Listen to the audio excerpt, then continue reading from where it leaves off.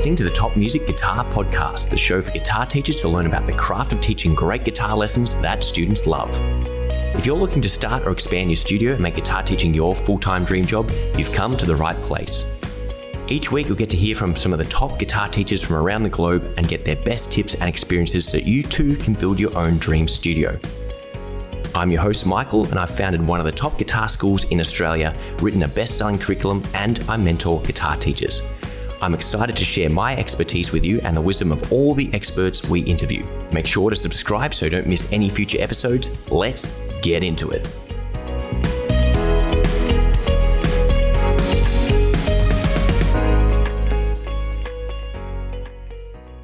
Hello and welcome to another episode of the Top Music Guitar Teaching Podcast. I always say I've got a real treat for you guys listening at home, but today we've got the return of one of our guests from the early days and someone who is always doing amazing things within the guitar teaching and music education world and the technology world. He's been praised as the owner of the Disney World of guitar studios or music schools. We might even call him the Elon Musk of musical education. Wow, that's a big name to live up to. Wow. Yeah, well, you seem to be this person who can manage so many projects at the same time, all of them doing really wonderful things for not just guitar students, but music students in general all around the world. So I think a well-deserved title and a good analogy to draw there. But ladies and gentlemen, if you don't know him, let's welcome Mike Grande to the podcast. Mike, welcome otherwise known as the Tim Topham of rock and roll guitar. I guess you can call me, because Tim Topham's like the piano guy, right? Well, I guess you're the guitar guy, Mike. Well, thank you so much. I really appreciate you having me for a second time. It means a lot. So thank you. You're the first person to be on for a second time, which is great. I think way back in episode number 2, you sort of helped us launch the podcast in the early days, and you, more than anyone else, I've been keeping an eye on. I've been doing wonderful thing after wonderful thing. So let's tell our listeners all about it. Sure. So where do you want to start? I mean, I think I have a list of your questions. You'll be the host. I'll just answer your questions. Yeah. So just a brief background. Obviously, Mike is the owner of the music schools Rock Out Loud and the original Staten Island School of Rock. He founded the platform Rock Out Loud and took that to a really great place over the last couple of years with all the issues we've had not being able to teach in person. And last time we spoke, he just launched a special project called Card Chords, and I'm sure he's got some great news to tell us about that. But for the listeners who don't know you yet, Mike, maybe give us a quick overview of your story so far and all the cool things you're working on. I mean, I pretty much said it best. Probably 19 years ago in June, I think it was, or May, it was going to be 20 years or something like that I opened up my first music school. So growing up, my dad was always like, you got to get a real job and then you do what you love on the side. I don't even know how to spell the word entrepreneur. I just did what I loved on the side. So I got a job in IT when my wife proposed to me. I had to get a real job. So I did that. I got a dental plan, and then I figured I'd save my money and do what I love. So I opened up my first music school 19 years ago, and I basically had all my old students. They taught out of my school the way I taught, because nobody really taught the way I taught. And it went well. And then one day I said, I'm going to move to New Jersey, and maybe I'll get a music school in New Jersey, and I'll start something like that. And I just said, all right, I'm going to start one up in New Jersey. So I started one up in New Jersey. And one of the struggles was in the Northeast, when you get a snowstorm, you're out for like 3 or 4 weeks a year with snowstorms and bad weather. So you'd spend 6 months making up that time for those music lessons. So in 2017, I want to say, I started to develop a platform called RockOutLoud.live. And for those of you who, they actually tell me I've invented this whole COVID thing because I wanted to launch a platform, which is not true.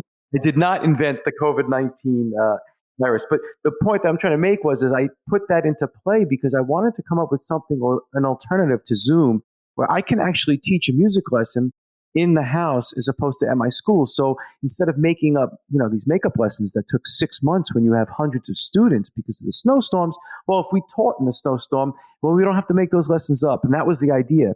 So that took place for about 2 years. I mean, you're talking about a lot of work when you build a platform. And I don't even know if Zoom is patented, but we're the first United States patented virtual platform. And I don't even know if Zoom is. But, to go through all that takes a long time. So as that was going through, I moved to Jersey and decided to build a music school. So I put the Rock Out Loud Live on hold, opened up Rock Out Loud, the actual brick and mortar store, on November the 2nd, 2019. And that build out cost me about $650,000. I financed everything I owned, my home, sold cars and stuff like that. And I just saved, right? And then we closed down in 5 months. And it was like, what do you do now? So, you just rely on, I didn't want to lay anybody off. So I relied on like my home equity line to pay my people who are working for me. And I decided to bring back Rock Out Loud Live, which I did. And on the 4th of July, 2020, we launched it. And we were like in 6 countries in like 2 days. And now we're at 170 countries. It's just amazing the amount of people. We were doing free, virtual lesson platform subscriptions, but it's to a point where we don't have to do that anymore. It's word of mouth, and we have so many users, and it's real stable now. So there's no need to offer that free service. So you get the free 7 days. So that worked out well. And it's funny because I was in IT for like 23 years, and everybody's working from home.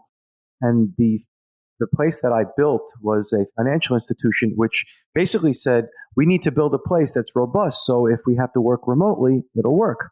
So that's what I did. I built this place 6-7 years ago to work remotely. And coincidentally, everybody has to work remotely because of COVID. And it was a seamless transition. So it was great. It's great for 2 years. Everybody's working from home. And then my boss said, listen, you got to get this vaccination or else you can't come back to work. I'm like, are you kidding me? And I've had some problems with the family. I lost my uncle who got vaccinated, died the next day. Didn't wake up the next morning. And I just didn't want to go for that vaccination. My family was against it. I lost my job. So I remember driving my son home because he works at my school. He's a guitar coach. And I said, Sal, what are we going to do for medical benefits? He's like, do something on Amazon. Do something with guitar, like an index card. I'm like, I built something like 10 years ago. And this guy, Scott, said it would never work, but maybe I should reinvent that and go back into it. He said, you should, because you can make so much money on Amazon. And I know nothing about making money on Amazon. So I went to Michael's. It's a local, it's like one of these stores where they sell, hobby stuff, right? And they sell this Cricut machine, which lets you die cut these pieces of plastic. So I did all the measurements. It took me about 3 or 4 weeks, and I came up with a prototype, which is the card cords. And I put it up on Amazon. It launches December 21st, I think, on Amazon. And in less than a month, it became Amazon's guitar accessories #1 bestseller. And I got to tell you, I did my taxes with my accountant, and I think I made about $40,000 just in card cords. And that paid my medical benefits. It was amazing how just this simple idea could turn into, which is like a teacher's salary in some of these areas in New York City or Brooklyn or whatever it is. They make like $40,000 a year. My card cords brought that in. It was amazing to see. So it paid my medical benefits. And, I guess the point of the story, what I'd love to kind of reiterate here is that I knew nothing about Amazon. You can go on YouTube, you can learn, you can pay somebody $1,000 to, coach you, but you really just got to do it. And when I just got there and started reading and just applying myself to the YouTube channel, the help desks, going on to Amazon, calling their support, screwing up 1,000,000 times, I finally did it. And now I'm selling card cords. I think so far I'm on track to probably almost double, if not triple, what I made last year with card cords, because there's so many little things that I've learned. And, to you listeners, I'd be happy to offer any of my expertise now after doing this for about 13 or 14 months. I really know how to do Amazon. So if anybody has any questions, you can hit me up at rockoutloud@gmail.com. I'll walk you through it. It's really not that hard, but there's a lot of things you got to know to really get across to the edge of actually selling on Amazon. So it's a great side hustle. And you wake up in the morning, you see 10, 15, 20 sales. It's like amazing. I know card cords is now on guitar.com, guitarworld.com. It's going to be a Premier Guitar. I'm going to be at the NAMM show. So I'm selling 30 to 40 to 50 a day on card cords. So the inventory is just like, it's coming in, it's going right back out. So it's just an amazing feeling to know that this stupid little idea, because I didn't get vaccinated and needed to figure out medical benefits, that's how this came to fruition. Amazing. Yeah, it's an amazing story. And another case of necessity is the mother of invention. First, you needed a way to solve all these makeup lessons that you had to do. So you invented Rock Out Loud, the platform. Then you obviously had to make up some income. And these card cords were the solution. And I think for anyone listening, if you have a good idea, stick by yourself and go and make it happen. And if you don't quite know how to get it out, go and find someone who's done what you want to do or something similar. Because like card chords, they're such a simple idea. And I'm sure so many other people have gone, you know what, this would be a great idea. But the difference between you and them is you actually went out and did it. And now you get the, you know what's funny, Mike? You said chord cards, and that's my competitor. So when I came up with this idea, I said card chords, and then I flipped it and I saw if there was a domain registered I wanted to see, and there is chord cards. So naturally, you go to the website. It's a defunct website that had one of those startup platforms like to raise money, whatever they call those platforms. Kickstarter or something like that. So, yeah, it was like a Kickstarter campaign. And this was years ago. He's out of stock on his website with the exception of one thing. It's a defunct website with no posts, no updates. So I called up. I said, listen, actually, no, I emailed him. I said, listen, I'd be happy to purchase you. I'll buy you out. I'll buy out your inventory because I got this idea. He said, oh, thanks so very much. I appreciate it, but we're not going to sell. And if you copy me, I'm going to sue you. I'm like, tell me, you're going to sue me if I come up with a product that's similar to yours? It's like suing Fender because Gibson came out. It makes no sense. So long story short was I flipped it, and he's still a defunct company, and Card Chords is just doing amazing. So Card Chords was something that was already around. It was called Chord Cards, but the big difference was the frets were not cut out. So you couldn't put the card between the frets and the fretboard, or the strings in the fretboard, and actually play the chord at the same time. It's just not possible with the chord cards. So that's why I said mine was going to be a lot different in that it's an actual thing that you can play while on the device, the guitar. So even though it was an idea based on that same index card of flash card type thing, it was totally different in that you can play the guitar with it. So so even if someone's got an idea similar to yours, doesn't mean, or it shouldn't distract you. I mean, look, like I just said, Fender is a guitar company, and so is Gibson, and so is Charvel, and Jackson, and Guild, and Taylor. I mean, Taylor's a success story. They're a newer company, and they went up against the Martins of the world. I mean, Martin's been around for 100 years. And then now Taylor, and Taylor makes an amazing guitar. So even though the idea might still be out there, it doesn't mean you don't come up with a better one. That's it. Yeah, and find someone who can help you implement it, because I'd hate to think how many great ideas are yet undiscovered because someone goes, you know what, I've got a great idea. Let's put it on Amazon. I don't know what to do. And I understand, guys, it's big, it's scary, it's uncharted territory. You might not be great with computers, but if you've got a good idea, you just have to figure out, how can I make this a real thing? How can I bring this into reality? That's exactly right. Exactly right. Now, I definitely want to come back and talk about these. I keep going to say it the wrong way around, these card chords. The alliteration of that sound keeps jumping around. Definitely want to come back to the card chords and some more Amazon projects. I think we could learn so much for it, all the passive income, all the setup and things like that. But I think I saw you on social media running around Africa helping people learn. So do you want to tell us what that was?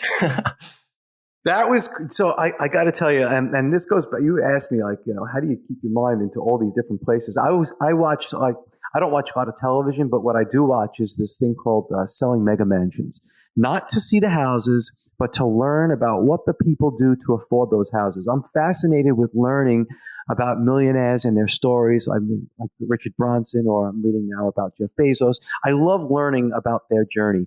But when you watch a television show, they're not finishing their journey, but they've reached their milestone to buy a $2 or $3, $5 million house.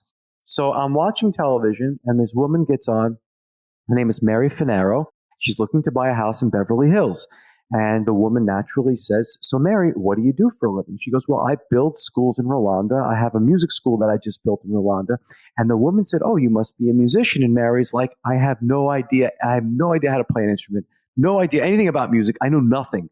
But I was in a cab, and one of the drivers in Rwanda said, you should, open up a music school. Kids in Rwanda would love music. They need music. So she built a music school.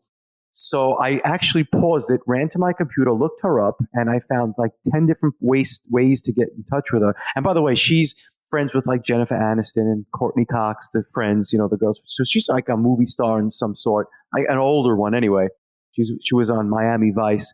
So I look her up, and I said, listen, I'm a music guy. I have some schools. If there's anything I could do to ever help you, this is my number. And she reached out to me, and we started to talk, and she goes, well, yeah, I'd love to have you come to Rwanda. In fact, we're looking for somebody to write a curriculum for the country for music lessons. And I said, then I'm your guy. I got music books. I got tons of experience. And it led to her saying to me, listen, we have to pitch the Minister of Education in Rwanda, and he's got to look at it and see if, in fact, this is something he wants to do. And I said, he would take the books that I wrote and use them in Rwanda to teach their entire country. And she said, that's the goal. I failed, I think, 4 times. We were unable to do it. This is the last time. And you're my only guy. You're the saving grace. Do you want to do it? I said, yes. So she said, we're going to raise some money. I flew out to Los Angeles and hung out with Kevin Costner and all these big famous stars, Billy D. Williams. So these famous stars raised money. We raised like $250,000. And I fly out to Rwanda. And I said, listen, I'm not teaching these teachers how to be teachers. I'm teaching them how to be coaches. She's like, whoa, whoa, whoa, whoa, wait a minute. This is not a basketball team. I'm like, no, it's not a basketball team, but I'm going to teach them how to be a coach, not a teacher. And she said, they're not going to understand. It's a different culture. I said, Mary, you just got to let me do this. So I got there, and I don't have teachers. I have coaches, and I explained to them the difference. And I could go into this, but it'd be a whole different podcast. So the long story short was I asked everybody to raise their hand if you're a teacher. And all 16 of these people raised their hands. And these are professional musicians and music teachers. So they all raised their hands. By the last day I left, I said, okay, raise your hands if you're a teacher. And no one raised their hands. I said, raise your hands if you're a coach. And they all did. It was an amazing experience. So on Tuesday, I taught the first day all day. The second day I taught.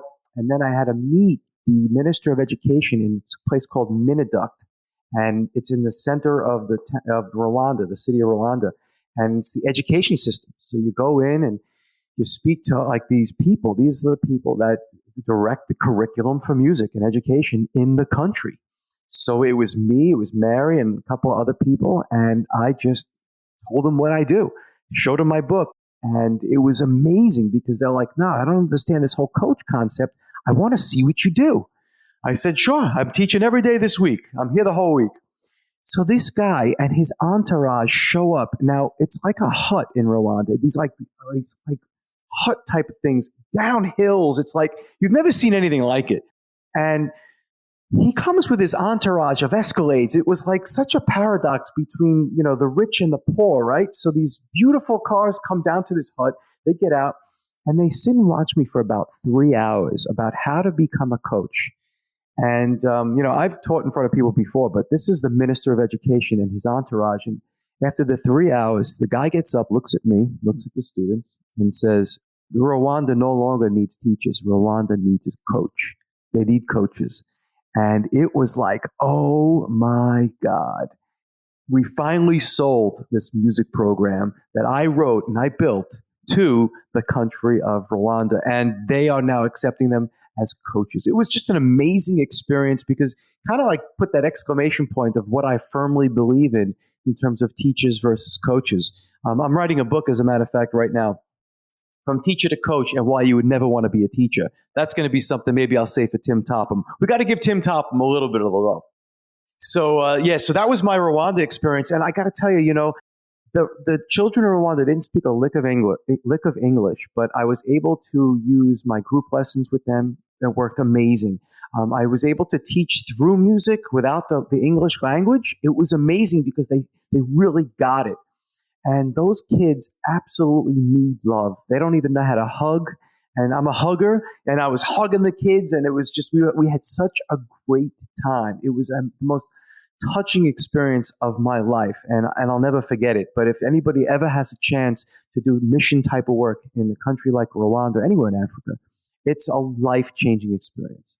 That is an amazing story. And yes, very, very excited to hear the announcement of your book. And I think one of the biggest pivots for myself was coming to that realization that as a teacher, you wear multiple hats. Sometimes you're teaching them, but the biggest transition for me was becoming more of a coach and going, you know what, if we just teach and teach and teach and teach, you're just going to overload the student, you're going to overwhelm them, and they can practice over and over and over again. The big mistake most teachers make is they tell you what to practice, but they never show you how to practice. So that coaching element is really, really important. Is there, without spoiling the next episode or what's in the book, is there any one single lesson or bit of advice on that topic of transitioning from being a teacher to being a coach you could share with our listeners? Well, I'm gonna actually, I'll propose to you a question that I do with everybody when I'm actually on this topic. And it's a very simple question. So in grades kindergarten through fifth grade, Michael, what was the name of the teacher who taught you how to read? Look at that. Yeah. Now you don't know. Now watch this. Ready? This is amazing. What was the name from kindergarten to fifth grade? What was your favorite teacher's name? Miss Lancashire. Now you remember Miss Lancashire, and I would guarantee it's been 20 years since you thought of Miss Lancashire. Yet you don't even remember the person who taught you how to read, which you do every single day. And my father's a doctor of education, and he's given me this as a gift, this exercise as a gift. And it speaks volumes about the difference between a teacher and a coach. It's not what you learn. My father is a PhD, a doctor of education, who taught in the school systems in Brooklyn, New York for 40 years. And he's always said to me, you will never, ever remember what you're taught. You'll always remember how you were treated. And you're remembering this teacher because of the way she or he made you feel. Forget about what you learned. It was how they made you feel. A coach's job is to make you feel great about yourself. That's a really big difference between a teacher and a coach. So it's not what you learn, it's how you're treated. So that's a big takeaway. So this book is going to be an amazing book. I'm trying to get onto a TED Talk. That's my goal for 2023 is to get on a TED Talk. Yeah. Well, I'm like itching to get the pre-order link for this. So as soon as you've got that one out, let us know so we can share that with our listeners, because that is very, very deeply impactful stuff. Now, Mike, you do have, again, all these projects. You're running 2 schools. You've got this online platform. 3 schools. It's called 3 schools. Yeah. And is the third one this one over in Africa, or you've got a third location now? No, third location. This other location is in Tampa, Florida. I bought that in May, so I have 3 locations now. Oh, fantastic. So you're running 3 music schools. You're writing curriculums for other countries. You've got the card chords. How do you manage all this, fit everything in, prioritize projects? Like what is the secret here for anyone who's looking to run multiple companies or do multiple projects without burning out or not putting enough energy into the things that need it? If you, I love reading books. If you ever read any books, as a book on Walt Disney by Neil Garber, it's a Walt Disney, and you learn how Walt Disney was able to manage and handle everything, different parks, different. It was this Disneyland, but he also did the World's Fair in I think 1954 or whatever it was, 55, and he was an amazing guy with movies and cartoons and Disneyland. He did everything, and you read books, you learn what he does. And it's you find the right people. So there are people, and I call them seats on the bus. If you find the right person for the right seat on the bus, it will make your life so much easier. So I have found we call them stage managers, not office managers. I have found an incredible set of stage managers. My New York stage manager is the best of the best. She helps me with everything. She runs my school in Staten Island. I have an amazing stage manager in New Jersey. She runs my New Jersey location.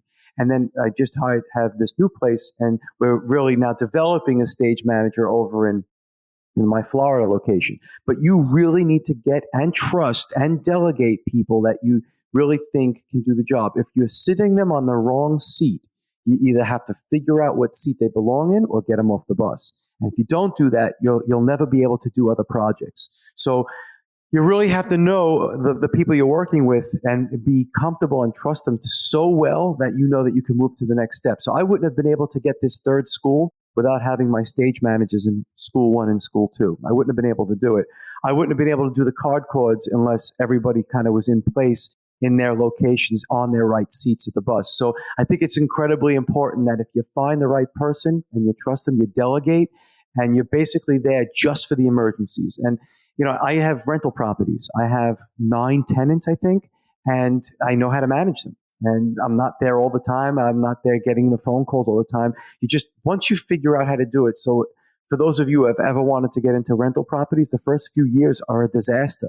But when you figure it out, it's so smooth. Like RockOutLoud.live had some hiccups in the beginning, like everything does. You get those bugs ironed out, you figure out how to run them, and then you delegate somebody to manage it. As long as you do that, it frees you up to do things that you love, like the card chords, or fly out to Africa and not have to worry about your 3 music schools while you're there.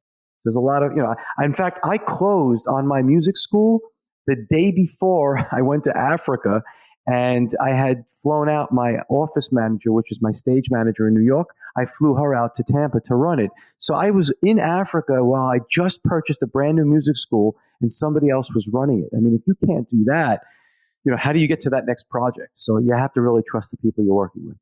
Yeah, some amazing insights there. So I'm very grateful for you sharing those with our listeners. And guys, we'll research that book and we'll pop the link in the bottom of the podcast notes as well, so you can check out that book. Purchasing another music school. So I know we're definitely going off the script here, but we just definitely want to dive into things. So what sort of led you to finding the school, discovering a deal, building up a location, obviously in another state that's going to draw a lot of your attention as well? So what's sort of the process behind acquiring another school, and why did you do it and how did you do it? I got to thank first Tim Topham. He said, because I was thinking about buying another school, or actually building another school, sorry. And Tim Topham was like, Mike, you got to read this book called Buy Then Build or something like that. And I read it, the day he recommended it.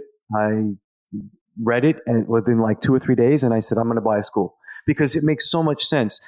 To open up Rock Out Loud Live cost me $650,000. My school in New York 20 years ago, probably $100,000, whatever it was. To put that money down and then worry about building a clientele and bringing on teachers and coaches, and then it would have been crazy for me. So I just found that if you just search, and I just did a Google search for schools for sale, and there were some of them that came up, and I just started to inquire about them. But if you know what you're looking for, I knew I wanted to a rock and roll music school. It had to teach guitar, bass, drums, and voice. It had to be, like a young kind of crowd who taught there. I wasn't going to worry about, the violin and cello teachers. I didn't want to do classical music. It was strictly rock and roll. And when I found one, I knew that if I was to just spend, I think whatever I spent on it was a fraction of what it would have cost if I was to build it. Because after you build it, then you got to start promoting it and marketing it. So if you hit the ground running with 50 students, instead of losing an incredibly amount of money, I basically lost not much money, but you lose a little bit as you build because you have to like redesign the place and stuff like that. But you got that income coming in. You also have some really good coaches that you've inherited. And, so that was a much better idea than just building from scratch. I wanted to do it. Tim gave me the idea. I read the book and just did it. Yeah, that sounds great. And yeah, definitely saving lots of time in terms of just instead of going from 0 to 50 and losing money the whole time, to be able to just go to 50 and build on top of that is definitely a smarter way of thinking about it. Yeah, well, so thanks to Tim Topham. I appreciate that one. Thank you. Got to have a word to Tim. He's not recommending me any of these books. Unless I just didn't read my emails. That's probably more like it, is I've just not read my emails, but I'll go and have a check. One way or another, I'm going to have a word to Tim. Now, in your recent social media, as we saw, and you even mentioned in the opening of this podcast, that you're going to NAMM. Now, we're not going back in time to join a war. Can you tell our listeners, maybe for the international listeners here and my fellow Aussies, what NAMM is and what sort of sparked that motivation to go and make that happen? I'm surprised that it's an international organization, North American Music Merchants, even though it's North American. It's also, you see people from China, Japan, all over the world, they'll come there. So it's almost like the hub for all the music industry folks who buy retail, who make guitars and stuff like that, or even any instrument, like a cello, violin, drums. So they all kind of congregate to Anaheim, California. I went there for the first time, I think probably 28, 29 years ago, when my hair was down to my waist and I just wanted to go. And it was like, wow, it's like an amazing experience, because like you'll see Eddie Van Halen would be walking around, Joe Satriani. Oh, there's Steve Vai, and there's Eric Johnson. And what is Clapton doing here? There's Beck. That's what you would see at the NAMM show, because Fender was bringing in Clapton. And, Eddie Van Halen was there for, at the time, I think it was just launching the Wolfgang guitar or whatever it was. And you'd see all these folks there, and I always wanted to be part of it. So the NAMM show is coming up, and it's so strange how things work out. I had a friend named Lloyd. If anybody knows Tech 21, Tech 21 makes the most incredible foot pedals and amplifiers. And I was really good friends with this guy, Lloyd, who built a lot of the Tech 21 stuff. And I'm thinking about going to NAMM, and I know Lloyd always used to go to NAMM, so I Google him, and wouldn't you know it, he died the last day of the last NAMM show in like 2019 or 2020. And I was like, I cannot believe he died at the NAMM show. I woke up thinking about this guy, Lloyd Schwartz, who was a friend of mine. I didn't even know he passed away because of COVID. We didn't play shows anymore. We used to see him at shows. So long story short is I just applied for NAMM. And then you get the numbers back, and it's like, all right, so it's like $5,000 for a 5-foot exhibit, $15,000 for a 10-foot exhibit. And I'm like, how the hell can anybody afford these exhibits? So I'm like, all right, I could afford the 5-foot by 10-foot exhibit. What am I going to do? I'm going to sit there with my little card cord deck and show people these card cords. I said, what, there's a 10-foot by 10-foot wide by 5-foot deep, but there's no real, it's a convention center. There's no real restrictions on the height. So I guess I can keep going as high as I want. So I said, what if I get like an 11-foot guitar to go across this little area of my section, my booth, and then have this mechanical card cord slide in and out, because I can't afford to bring a staff to manage the booth if I had to get something to eat. So if I'm getting something to eat and somebody passes the card cord booth and I'm not there, they're not going to know what it is. So I said, well, what if I just have a card cord that's like this giant 2-foot card cord sliding outside and inside of an 11-foot neck? And that was my plan. I drew it up and everything. And now I got to find somebody that can actually do it. I would say that when the first person said no and the 10th person said no, I can't do it, the 50th person said no, I just can't. I am so persistent. I never take no for an answer. I kind of feed off of that. I finally found somebody that said, yeah, I could probably build this 3D guitar, but how are we going to get this mechanical arm to move your card cord from the outside of the guitar and then in between the strings and the frets? I said, I have an idea. There are these camera devices that people put on. It's like a tripod, but if you're going to be doing a panoramic, they put the camera on it and it actually moves. It's almost like a rail. It moves the camera horizontal. I said, why don't we just get that and put a card cord on there instead of a camera? The guy goes, I think that's a great idea. So he took the job. He took the job in November and he started building it. I just posted some of those pictures and it's going to be amazing. And then the NAMM people got a hold of it and they learned what the card cords were all about. It was in guitar.com, Guitar Player, guitarworld.com, whatever it was. And they decided to take my small little 10 by 5 exhibit, and they're going to keep it 10 by 5, but they're moving me to the innovation showcase of the NAMM show. So there's probably going to be, 150, 200,000 people. And there's this one little section for the innovation showcase, and I am the center of that location. Can you believe it? That's amazing. It's that universe is telling you something. Yeah, right?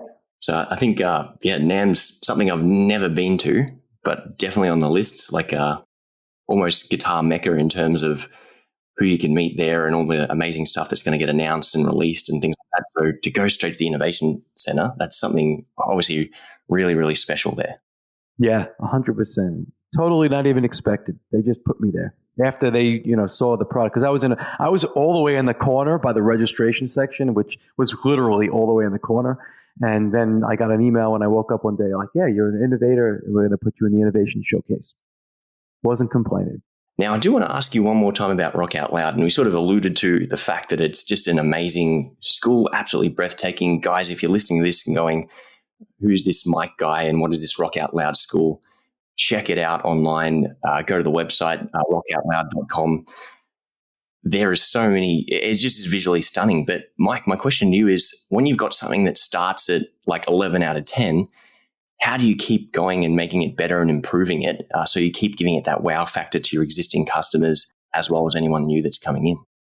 Wow, that's a great question. So I think we have the facility built, and it's not so much just making a change with painting something different or adding something. It's just what else can you add to the experience? So things like the group class, things like we have a theater, a 15 person or chair theater, and we now have people who are interviewed. So we interview kids on the podcast. So if a kid comes in to learn music lessons, it's amazing because they're learning how to play music from our school. Then they rehearse and they practice. They play their first show, and then they go out and they're playing the Stone Pony or the Bitter End in New York City. And then we bring them into our back room and we offer them the experience of a YouTube podcast that's filmed in 4K cameras. It's 3 separate cameras. It's streamed on all the platforms. The kids really feel like a rock star. It's on podcast platforms as well.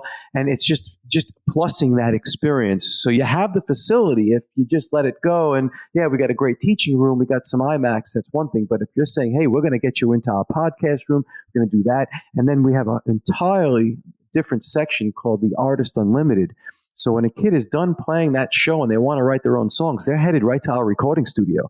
And they really do live tracking. I mean, the studio is an amazing studio. It's like a spaceship. I think it's the header of my Facebook page is me sitting there on my chair in my recording studio. You can see what it looks like. But aesthetically, it's like a spaceship, and people absolutely love the vibe that they get there. So if you got to keep offering that more, you got to plus the experience. You can't do much more with the facade. I mean, it's 3,800 square feet or whatever it is, and you can only build so much. But then you just add that with the experience. Ooh, parents, kids love it. We're almost at 300 students, and it's a lot of word of mouth now. Yeah, that's really, really amazing stuff. And as we said, guys, you just got to check it out. Seeing is believing, and you'll be absolutely blown away. And I guess if you're in the area, is it worth them coming down and having a look around? Oh, absolutely. Rob Spappy, Rob S., one of the guitar players. I always mispronounce his last name, but Rob is not that far from me. He's in North Jersey. He's Rob's School of Music. He came down. Danny Thompson, he came down to see it. He was in the area as well. But yeah, it's like the Disneyland of rock and roll music lessons. That's what the mayor of New Jersey calls it. And a well-deserved title. Now, Mike, we are getting near the end of this podcast here, and I really do appreciate your time. When we were teeing this one up, you said you had a very special announcement that you're going to make and share with the rest of the world, and that we're going to give our listeners the hot drop. So do you want to spill the beans on this exciting new project or product that you've got? I do. So I am all about just giving, and I love giving. So I have an idea that I'm going to present to you, and this idea I think could make anybody who's listening a lot of money on Amazon. A couple of things on Amazon and a couple of, I guess, tricks or things that you got to keep in mind is the smaller the package, the bigger the profit. And what that means is that when Amazon stores and ships your product, the smaller it is, of course, the less they take. The bigger it is, the more they take. So if you have a mandolin, and I was selling mandolins, not mandolins, ukuleles. The ukulele was fairly big, and I paid a lot of money for them to actually sell it for me, to ship it, to store it, etc. So with the card cords, it's just a small box. This happens to be a guitar pick, but it's not a regular guitar pick. I came out with this, I want to say about 20 years ago. It's on my album called, and if you want to listen to it, it's called My Dash Between the Numbers.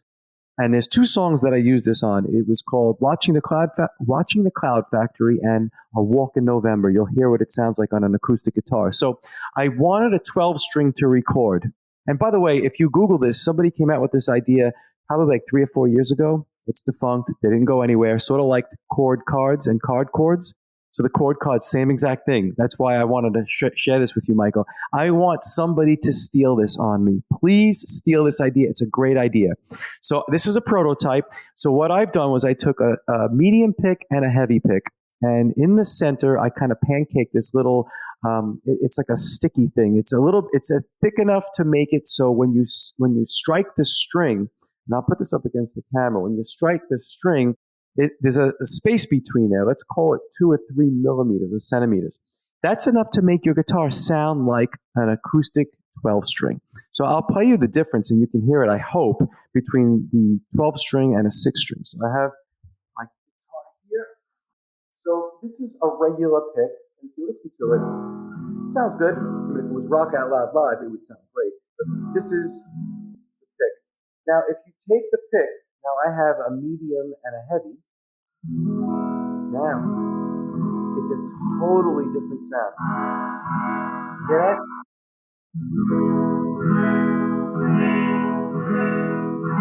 You hear that? It's almost like, and to compare that to a regular pick, so you get that vibrant 12-string sound that really fills it up. So what does a guitar pick cost? Well, you can get a guitar pick probably for about, I don't know, 15, 20 cents. You probably can get them cheaper. There's Steve Clayton. They sell picks. You can get 2 different sizes. You can sell them in different sizes. You can do a heavy and you can do a thin. You can do a heavy and a medium. You can do a medium and a thin. You can do as many types of picks as you want. Now, let's say it costs you to make, let's call it a whopping 50 cents to make 2 picks and put a package together. You put it on Amazon, let's say for $3, you're making $2.50. Now, let's say Amazon takes 50 cents or $1.50, $2. You can double your money by selling a pick. If you sell them in quantity, and these are so cheap to make, and if you want to even go out to China, you can probably do that as well. But you can do this and set this up in packaging and send them out to Amazon and probably make a killing, because people don't mind spending $5. Usually it's like $5 for a product, and they don't even usually return it at that point. So the point I guess I'm trying to make is, the cheaper the product to make, which is this pick, the easier it is, I think, in my opinion, to actually go to Amazon and make a lot of money really quick. And if you want any tips or tricks on how to do that, I can certainly walk you through the whole Amazon, .com setup. Yeah. Wow. What a great idea. And let's have a little challenge for our listeners. First one to get the pick. I will be your first customer if you manage to get something on Amazon. So hit me up, hit Mike up. Great idea. Yeah. It is a great idea. And it's, again, one of them things where let's reinvent the wheel. Let's see what can happen. But the margin, I think that's the most important lesson that you could share. And that is, buy low, sell high, or with Amazon, in the case that you said, the profit really is in how small you can make it and how big a margin you can make on it. So really, really solid advice there. But I mean, you're a guitar player. Have you ever thought of putting two picks together strategically enough to make it sound like an acoustic guitar with two separate size picks with thicknesses? I've bought a pick which kind of has 2 points on it, and they are kind of like spaced like that. For anyone who's watching, you'll be able to see what I'm doing. But I've seen one which is kind of like that, which for me, it sounded absolutely terrible. So it was one of those like gimmicks of, and I think it was meant to be like a triple pick. So it had like a double, it had a single, it had a double, and it had like a side where we have these biscuits in Australia called shapes, and the edge was like a crinkled. So you got like a crinkled kind of circular. It had like 4 or 5 circular bumps on one side, and it just scratched the string and sounded horrible. So I don't know how this like cleared quality control. It was absolutely terrible. But listening to that, even though it was 2 foot away from the microphone, you could hear a substantial difference between a normal pick and what you did just then. So yeah, I think that's an amazing idea. And yours is just literally 2 picks stuck together at the moment. It's not like a special product at this point, is it? No, it's not. It's a medium and it's a heavy. When you use the thin and the heavy, it's a beautiful, beautiful full tone. So if nobody does it, I guess I'll be back here next year and telling everybody I made another $50,000 selling stupid guitar picks. So, I mean, you got to do it. You just got to do it. Yeah, 100%. And you mentioned getting in touch with you. So, Mike, where can our listeners find you online and get in touch with you? Yeah, you can hit me up at RockOutLoud@gmail.com. Pretty much all. So if you want to follow my music schools, anybody that's got a music school or they're music guitar teachers or coaches or whatever it is, I would really implore you to just get a look at my social media for all my music schools. Take Rock Out Loud, for example. If you look at my TikTok for Rock Out Loud, my Instagram or my Facebook, it's really presenting my student and making the student the focal point. When you do that for your teaching services or whatever it is, your school, and you just make your student the focal point, it's like a whole different world, because parents really love that. It's really spotlighting the children, and that's what it's all about. So if you really do stuff like that, that would really help. So hit me up on my social media accounts, Rock Out Loud for TikTok, for Instagram, for Facebook. And another thing for any of those guitar teachers, just another bit of advice for if you want to grow your business, Google My Business is probably the most important thing you can do, because anybody who's looking for guitar lessons, you Google guitar lessons, you look for guitar lessons, and you put it in Google. It's not like you're looking for guitar lessons and Facebook just comes up at you. That's going to stream some ads and maybe what you like. But people Google your stuff all the time. So if you're looking for music lessons and you Google it, you really got to update your Google My Business every single week. And I implore you to check out the Rock Out Loud or the Staten Island School of Rock. My Google My Business is updated every week with new ads, with new pictures, with new just different things and videos that I can share with my audience. So if you want to build a business in this rock and roll music community of teaching, you got to update your Google My Business. It is a free service. Google loves it because you're actually posting content, and they're going to deliver your content because they feel it's relevant to the user who is looking for music lessons. Wow, that's a bit of a mic drop moment to end the podcast on. Thank you so much for sharing that there, Mike. So on behalf of our listeners, the Top Music crew, thank you so much for tuning in. Mike, thank you so much for coming on the podcast once again. And we absolutely cannot wait to have you on the next one, whether that's with Tim Topham on the main podcast or whether you're telling us about whichever other crazy ventures you've come up with, products you've created, and what other amazing things you have to share with the world. So guys, hit up Mike. We'll post all the links to his social media and his schools wherever you're listening to this podcast. And guys, thank you so much. We'll see you in the next exciting episode of the Top Music Guitar Teaching Podcast. Thank you so much, and see you in the next episode. Thank you for having me, Mike. Great seeing you.